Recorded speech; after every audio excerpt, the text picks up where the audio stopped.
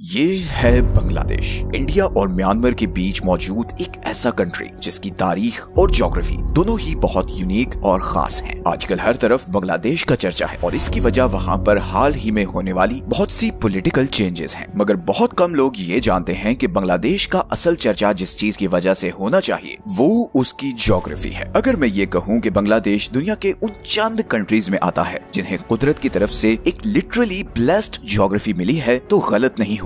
लेकिन यही ज्योग्राफी जहां बांग्लादेश को बहुत खास बनाती है वहीं उसके लिए बहुत सी प्रॉब्लम्स भी क्रिएट करती है। बांग्लादेश की लोकेशन उसे जियोपॉलिटिकली बहुत इंपॉर्टेंट बना देती है क्योंकि साउथ ईस्ट एशिया में चाइना और इंडिया के बीच पावर स्ट्रगल को बैलेंस करने वाला मेन प्लेयर बांग्लादेश ही है। बांग्लादेश के पास दुनिया की सबसे फर्टाइल जमीन है क्योंकि यहाँ पर गंगा और ब्रह्मपुत्र साउथ एशिया के दो बड़े दरिया आकर मिलते हैं और दुनिया का सबसे बड़ा रिवर डेल्टा बनाते हैं और यही दरिया फिर आगे बे ऑफ बंगाल में जाकर गिरते हैं। बांग्लादेश के पास दुनिया का सबसे लंबा अनइंटरप्टेड बीच भी है जिसे कॉक्स बाजार बीच कहते हैं। इन दरियाओं के साथ आने वाले मिनरल्स की वजह से यहाँ की मिट्टी एग्रीकल्चर के लिए पूरी दुनिया में सबसे ज्यादा फर्टाइल है। ये फर्टाइल जमीन 700 से भी ज्यादा दरिया और समुद्र को एक्सेस, यही वो चीजें थी जिसकी वजह से बंगाल का ये सारा एरिया हमेशा से इंडिया का सबसे अमीर सूबा रहा है। यूरोपियंस के यहाँ आने से पहले 15वीं सदी तक बंगाल सिल्क, कॉटन और हैंडीक्राफ्ट आइटम्स का सबसे बड़ा एक्सपोर्टर था। बंगाल की टेक्सटाइल इंडस्ट्री पूरी दुनिया में मशहूर थी और एशिया से एक्सपोर्ट होने वाला 80% रॉ सिल्क बंगाल से ही सिल्क रूट के जरिए सेंट्रल एशिया और यूरोप तक जाता था। 16th सेंचुरी में जब पोर्चुगीज एक्सप्लोरर पहली बार यहाँ आए तो यहाँ की खुशहाली देखकर वो दंग रह गए। यहाँ की हैंडलूम इंडस्ट्री, आर्ट,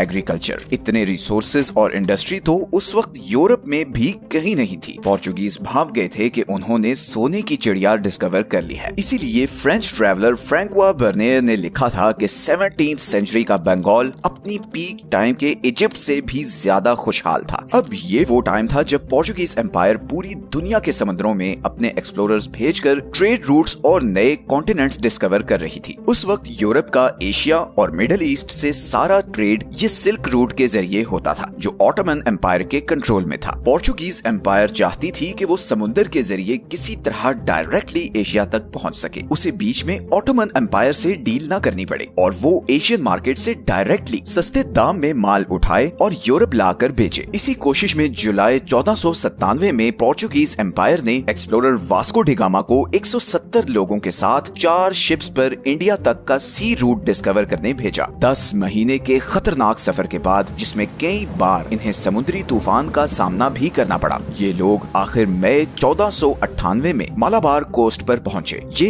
एक बहुत बड़ी डिस्कवरी थी। सारी यूरोपियन दुनिया को अब पता चल चुका था कि इंडिया तक समुद्र के जरिए भी पहुंचा जा सकता है। इसके बाद 1517 में एक पोर्चुगीज बिजनेसमैन यूरोपियन एक्सप्लोरर से तारीफ सुनता हुआ इधर बंगाल पहुंचा। बंगाल की इकोनॉमी और इंफ्रास्ट्रक्चर देखकर वो बहुत इम्प्रेस हुआ और उसने यहाँ की खबर इधर गोवा में मौजूद अपने पोर्चुगीज कमांडर को दी। उस वक्त बंगाल मुगल एम्पायर के कंट्रोल में था। पोर्चुगीज एम्पायर ने 1528 में मुगल बादशाह शाहजहां से लाइसेंस लेकर इधर चिटागोंग, जिसे अब चट्टोग्राम कहते हैं, यहाँ से ट्रेडिंग शुरू की। कुछ ही अरसे में पोर्चुगीज एम्पायर ने बंगाल पर अपना असर और कंट्रोल बढ़ाना शुरू कर दिया। यहाँ पर बड़ी बड़ी बिल्डिंग्स बनाई जाने लगी जिनको वेयर हाउसेस के तौर पर यूज किया जाने लगा। और सिर्फ यही नहीं बल्कि पोर्चुगीज एम्पायर ने यहाँ पर गरीब हिंदू और मुस्लिम फैमिली से छोटे छोटे बच्चों को खरीद कर गुलाम बनाना शुरू किया और उन्हें जबरदस्ती क्रिश्चियनिटी में भी कन्वर्ट किया जाने लगा। पोर्चुगीज एम्पायर ने इधर हुगली को अपना ट्रेडिंग हब बना लिया और यहीं से वो पूरे बंगाल और इंडिया में ट्रेड करने लगे। ये चीज मुगल बादशाह शाहजहां को बहुत ज्यादा खटकी और 1632 में मुगल आर्मी ने हुगली पर हमला किया और 3 महीने के घेराव के बाद उसे फतह कर लिया। इस लड़ाई में 1000 के करीब पोर्चुगीज मारे गए और तकरीबन 4000 को कैदी बना लिया गया। इसके बाद पोर्चुगीज एम्पायर का बंगाल पर कंट्रोल टूटना शुरू हो गया और यहीं पर एंट्री हुई ईस्ट इंडिया कंपनी की।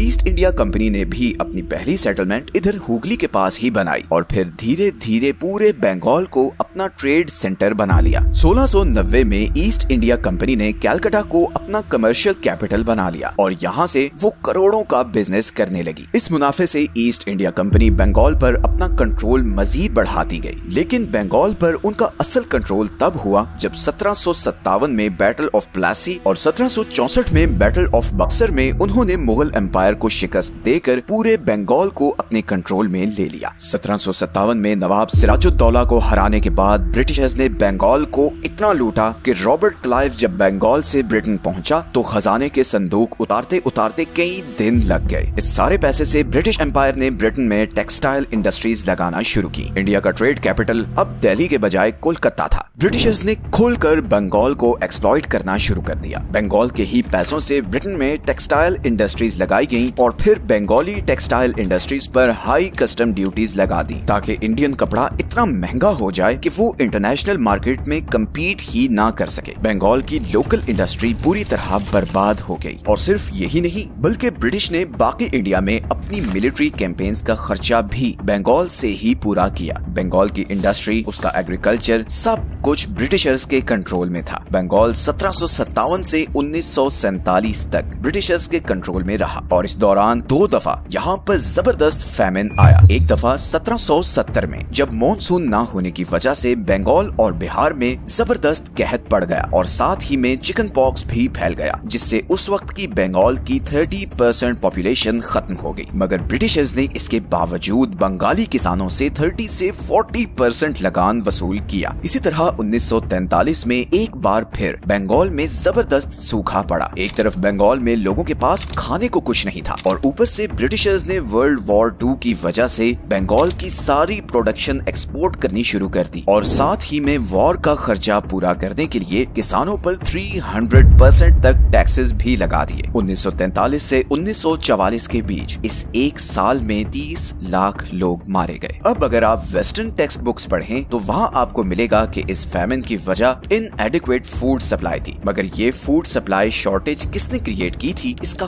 कोई जिक्र नहीं मिलेगा। असल में ये 30 लाख लोग ब्रिटिशर्स की जालिमाना पॉलिसीज की वजह से मरे थे। फिर 1947 में बंगाल हिंदू और मुस्लिम मेजॉरिटी एरियाज की बेसिस पर मजीद डिवाइड हो गया। हिंदू मेजॉरिटी बंगाल बन गया इंडिया का हिस्सा और मुस्लिम मेजॉरिटी बंगाल बन गया पाकिस्तान का हिस्सा, जिसे ईस्ट बंगाल कहा जाने लगा। लेकिन यही ईस्ट पाकिस्तान फिर आगे चलकर 1971 में पाकिस्तान से भी अलहदा होकर एक नया कंट्री बांग्लादेश बन गया। डिवीजन के बावजूद ये नया कंट्री बांग्लादेश एक बहुत ही स्ट्रेटेजिक पोजीशन पर था। बांग्लादेश साउथ एशिया और साउथ ईस्ट एशिया के दरमियान एक नेचुरल लिंक है। कोई भी रीजनल ट्रेड कोऑर्डिनेशन हो, चाहे वो एशियन हो या सार्क, वो बांग्लादेश के बगैर नहीं हो सकती। सबसे बढ़कर बांग्लादेश इंडिया और चाइना दोनों के लिए बहुत ही इम्पोर्टेंट है और उसकी वजह ये है कि इंडिया की सबसे बड़ी जियोग्राफिकल वीकनेस ये सिलीगुड़ी कॉरिडोर है, जिसे चिकन नेक भी कहा जाता है। ये बांग्लादेश और नेपाल के बीच सिर्फ 24 किलोमीटर का चौड़ा रास्ता है, जिसके थ्रू इंडिया अपनी 7 नॉर्थ ईस्टर्न स्टेट्स के साथ कनेक्टेड है, जिन्हें 7 सिस्टर्स भी कहा जाता है। इन स्टेट्स में असम, मणिपुर, मेघालय, मिजोरम, नागालैंड, त्रिपुरा और अरुणाचल प्रदेश शामिल हैं। अब चाइना अरुणाचल प्रदेश पर अपना क्लेम करता है, मगर ये स्टेट इंडियन कंट्रोल में है। इसी तरह इंडिया के नॉर्थ ईस्ट में नेपाल, तिब्बत और भूटान के बॉर्डर के साथ सिक्किम है, जिसे 2003 में आकर चाइना ने इंडियन स्टेट के तौर पर रिकॉग्नाइज किया और बदले में इंडिया ने भी तिब्बत को चाइना की टेरिटरी के तौर पर एक्सेप्ट कर लिया। इस सारे नॉर्थ ईस्टर्न रीजन में करीबन 5 करोड़ लोग रहते हैं और अगर चाइना किसी भी वॉर की सूरत में इस सिलीगुड़ी कॉरिडोर तक पहुंचकर इसे चोक कर दे तो इंडिया अपने सारे नॉर्थ ईस्टर्न एरिया से कट ऑफ हो जाएगा और जाहिर है सप्लाई लाइन कट होने की वजह से चाइना के लिए इधर कब्जा करना भी आसान हो जाएगा। इसीलिए इंडिया और चाइना दोनों के लिए बांग्लादेश बहुत खास है, क्योंकि ये 7 स्टेट्स सबसे लंबा बॉर्डर बांग्लादेश के साथ शेयर करती हैं। यहाँ पर एक और बहुत इंटरेस्टिंग चीज ये है कि बहुत से लोग ये समझते हैं कि इंडिया का सबसे लंबा बॉर्डर चाइना के साथ है, जबकि इंडिया का सबसे लंबा बॉर्डर बांग्लादेश के साथ है और इसीलिए इंडिया बांग्लादेश के साथ फ्रेंडली रिलेशंस चाहता है, ताकि न सिर्फ ये कि सिलीगुड़ी कॉरिडोर को हर सूरत सेफ रख सके, बल्कि उसकी साउथ ईस्ट एशिया और अपनी नॉर्दर्न स्टेट्स के साथ भी स्मूथ कनेक्टिविटी हो। अब दूसरी तरफ चाइना अपनी मैरीटाइम सिल्क रोड स्ट्रेटजी में बांग्लादेश को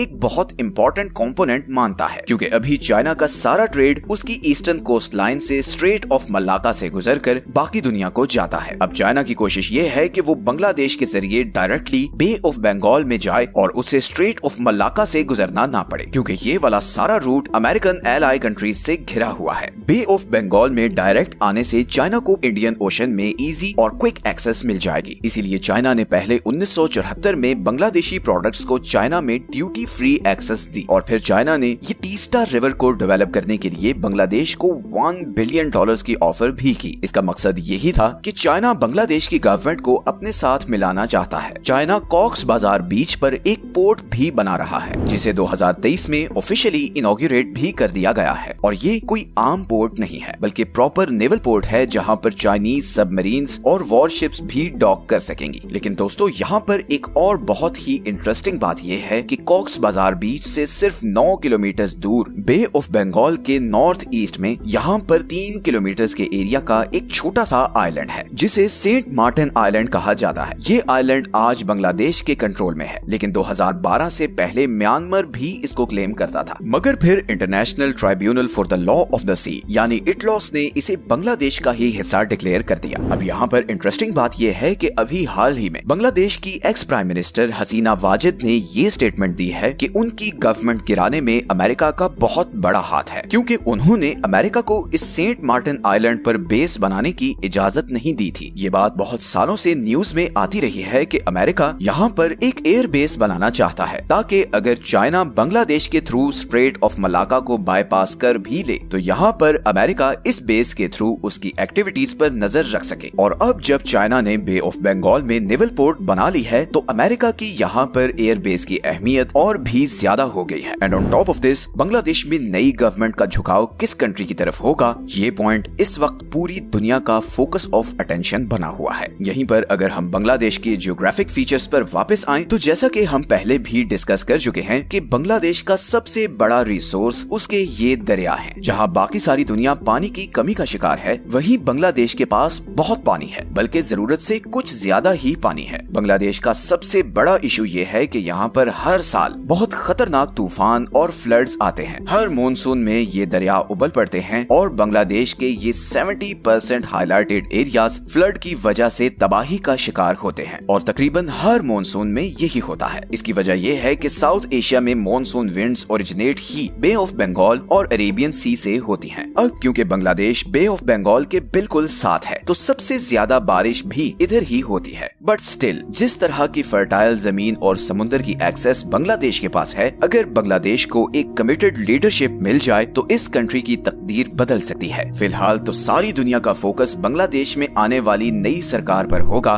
बिकॉज वो ही साउथ ईस्ट एशिया का पावर बैलेंस डिसाइड करेगी। मेरी तो दुआ है कि बांग्लादेश के हालात जल्द से जल्द ठीक हों और वो अपने अनटैप्ड पोटेंशियल से भरपूर फायदा उठाए। ये हैं वो सारे सोर्सेज जहां से हमने इस वीडियो के लिए कंसल्ट किया है। वंस अगेन अगर आपको ऐसी ज्योग्राफी और मैप एनिमेशन वीडियोस में इंटरेस्ट है तो कंट्रीज ज्योग्राफी के नाम से प्लेलिस्ट को जरूर देखें। उसमें ऑलरेडी 10 से ज्यादा कंट्रीज की ज्योग्राफी, हिस्ट्री और फैक्ट्स को हम ऐसे ही डिस्कस कर चुके हैं। आज की वीडियो के एंड में भी आपको उसका लिंक मिल जाएगा। मिलते हैं नेक्स्ट वीडियो में एक और इंटरेस्टिंग टॉपिक के साथ। अपना ख्याल रखें। अल्लाह हाफिज।